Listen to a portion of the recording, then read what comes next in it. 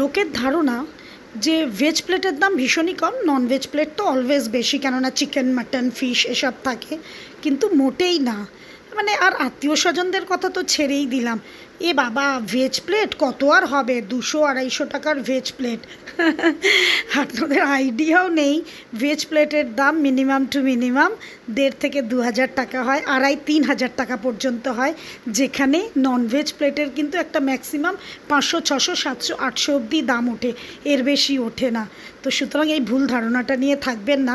আজকে হঠাৎ এই লুচি তরকারি নিরামিষ রান্না করতে করতে আমার মনে পড়লো যে এইটা আমি শেয়ার করে দিই। অনেকের ধারণা, অনেকের আমার মনে হয় আপনারা অনেকেই এই ধারণার শিকার হয়েছে।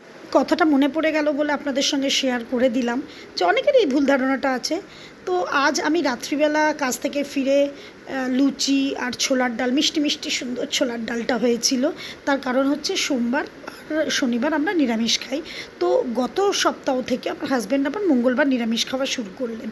তো রোজ রোজ নিরামিষ খাওয়া, আমার হাজব্যান্ডের আবার একটু মাছের পোকা, আমার হাজব্যান্ড উনি একটু মাছেরই পোকা। তো আমাকে কালকে থেকে বলছে মাছটা খাওয়া হচ্ছে না, তো এমন কিছু খাওয়াও যাতে তার মানে আমার একটু ভালোভাবে খেতে পারি। তো যার জন্য আমি ওনাকে বললাম কি খাবে বলো, বললো লুচি আর ছোলার ডাল করে দেবে। যেরকম বলা সেরকম কাজ। আমি কাজ থেকে ফিরলাম, ফিরে এসে সবার জন্য, বাড়ির সবার জন্য লুচি ছোলার ডাল বানালাম। এবারে আমরা সবাই খাবো রাত্রিবেলা।